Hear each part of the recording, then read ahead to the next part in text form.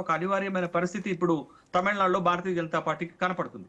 Sir, coming to Kerala, Bharatiya Janata పార్టీకి ఒక final border నా దృష్టిలో కేరళ. సో అక్కడ ఆర్ఎస్ఎస్ బీజేపీ చాలా కాలం నుంచి పనిచేసినా కానీ అధికారంలోకి రావడం అంత ఈజీ కావట్లేదు. అండ్ భారతీయ జనతా పార్టీ ప్రయోగించేటువంటి ఆ హిందుత్వ ఎజెండా కేరళలో పనిచేయట్లేదు. ఎందుకంటే అక్కడ ముస్లిం పాపులేషన్ ఎక్కువగా ఉంటుంది, క్రిస్టియానిటీ పాపులేషన్ ఎక్కువగా ఉంటుంది. మోర్ ఓవర్ అక్కడ మావోయిస్ట్ భావజాలంతో, ఒక విప్లవ భావజాలంతో ఓటింగ్ నడుస్తూ ఉంటుంది. సో ఇప్పుడు భారతీయ జనతా పార్టీ పరిస్థితి కేరళలో ఏంటి అంటే ఏం చెప్పొచ్చు? దశాబ్దాలుగా మీరు చూడండి, కేరళ తమిళనాడు ఒకే విధమైనటువంటి అంశం కనపడుతుంది. మనకి రాజకీయ సామీప్యత కనపడుతుంది. ఎందుకనంటే మీకు తమిళనాడుకు వచ్చేసరికి ద్రవిడ్ పార్టీలు ఎంత బలమైనవో, మీకు కేరళకు వచ్చేసరికి కూటమిలు, left front LDF, left democratic front UDF, united democratic front, అక్కడ ఏ ఒక్క పార్టీ కూడా మాజమాయిషి చేసేటటువంటి అవకాశం ఉండదు. కాబట్టి కొన్ని దశాబ్దాలుగా మీరు కేరళలో రాజకీయంగా చూస్తే అయితే ఎల్డిఎఫ్ అధికారంలో ఉంటుంది, లేకపోతే యూడిఎఫ్ అధికారంలో ఉంటుంది. ఒకసారి ఒక పార్టీ అధికారంలో ఉంటే ఇంకొకసారి ఇంకొక కూటమి అధికారంలోకి ఉంటుంది. కానీ లాస్ట్ టైం ఆ సంప్రదాయం కూడా తప్పింది. 2016లో ఎల్డిఎఫ్ గెలిస్తే 2021లో కూడా ఎల్డిఎఫ్ గెలిచింది. మొదటిసారి జరిగింది. 30-40 సంవత్సరాల తర్వాత కేరళ రాజకీయాలలో అది జరిగినటువంటి ఒక పెద్ద సంఘటనగానే మనం చూడాలి. అయితే ఈ రెండు కూటమిల నడుమ భారతీయ జనతా పార్టీ ఎదగటానికి ఆపసోపాలు పడుతుంది. బట్ మీరు చూడండి, మనం తమిళనాడు మీద ఫోకస్ చేస్తున్నాం కానీ తమిళనాడులో కంటే కూడా కేరళలో భారతీయ జనతా పార్టీ బలంగా ఉంది. ఎందుకు నేను ఈ మాట చెప్తున్నారంటే, గత ఎన్నికల్లో భారతీయ జనతా పార్టీ 11% ఓట్లు వస్తాయి. ఇది 2021 శాసనసభ ఎన్నికల్లో కేరళలో 11% ఓటింగ్ వస్తే, మీకు 2024 లోక్సభ ఎన్నికలకు వచ్చేసరికి కేరళలో 19% ఓట్ బ్యాంక్ వచ్చింది. అంటే ఇట్స్ హ్యూజ్ నంబర్. అంటే తన ఓటు బ్యాంకుని గణనీయంగా పెంచుకున్నది. ఒక లోక్సభ స్థానాన్ని గెలిచింది. త్రిచూర్లో మీకు వచ్చేసరికి సురేష్ గోపి, సినీ నటుడు, ఇప్పుడు కేంద్ర మంత్రిగా కూడా ఉన్నాడు. లోక్సభ స్థానాన్ని, అంటే 20 లోక్సభ స్థానాలు ఉంటాయి, ఒక్క లోక్సభ స్థానాన్ని భారతీయ జనతా పార్టీ గెలిచింది.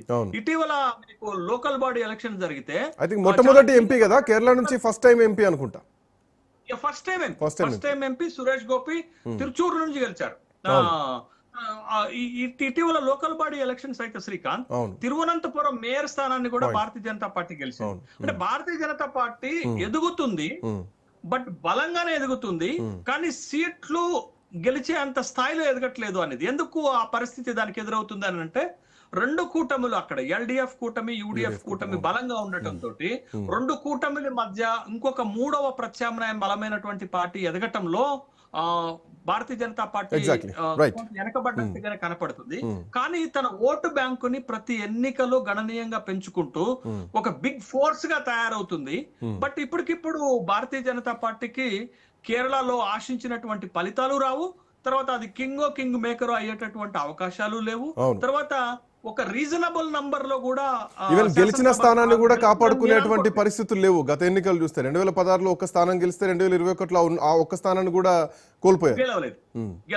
ఈసారి కూడా 2, 3, 4 స్థానాలకు మాత్రమే పరిమితమైనటువంటి అవకాశాలు ఉన్నాయి తప్ప, బట్ ఓటు బ్యాంకుని, ఓటు పర్సంటేజ్ ని ఖచ్చితంగా పెంచుకుంటుంది. కానీ శాసనసభలో ఒక రీజనబుల్ నంబర్ తోటి భారతీయ జనతా పార్టీ సిట్ అవుతుందంటే నాకెందుకు నమ్మకం లేదు. కానీ బట్ కేరళలో కూడా ఏమి అద్భుతమైన ఫలితాలు భారతీయ జనతా పార్టీ సాధించే అవకాశాలు అయితే లేవు. కాబట్టి ఈ 5 రాష్ట్రాలలో కేరళలో పెద్దగా ఆశలు లేవు. తర్వాత తమిళనాడులో కూడా పెద్దగా ఆశలు లేనప్పటికీ ఏడిఎంకే పొత్తు గనక సక్సెస్ అయితే అక్కడ కొంత వాళ్ళకి అడ్వాంటేజ్ వచ్చేటటువంటి అవకాశం ఉన్నది. తర్వాత మీకు బెంగాల్కి వచ్చేసరికి ఈసారి కూడా బెంగాల్లో బీజేపీకి నిరాశ ఎదురయ్యేటటువంటి అవకాశాలే కనపడుతున్నాయి. కాకపోతే ఒక బిగ్ ఫోర్స్ అధికారాన్ని, అస్సాంలో తన అధికారాన్ని నిలబెట్టుకునే అవకాశం ఉంది. బట్ పాండిచ్చేరిలో ఎంతైనా అది కూడా అలయన్స్ పార్ట్నరే కాబట్టి పాండిచ్చేరిలో కూడా గట్టి పోటీనే కాంగ్రెస్ నుండి ఎన్ఆర్ కాంగ్రెస్ ఎదుర్కొంటుంది. అక్కడ కూడా ఫలితం అస్పష్టంగా ఉన్నట్టుగానే మనకు కనపడుతుంది. Right, thank you Seshu sir, thanks for joining. So ఇది దేశంలో జరగబోయేటువంటి 5 రాష్ట్రాల ఎన్నికల్లో భారతీయ జనతా పార్టీకి ఉన్నటువంటి బలాబలాలకు సంబంధించినటువంటి పంచతంత్ర స్పెషల్ డిబేట్ ఇది. That's all for now. Next updates continue అయితే కీప్ వాచింగ్ రాజ్ న్యూస్.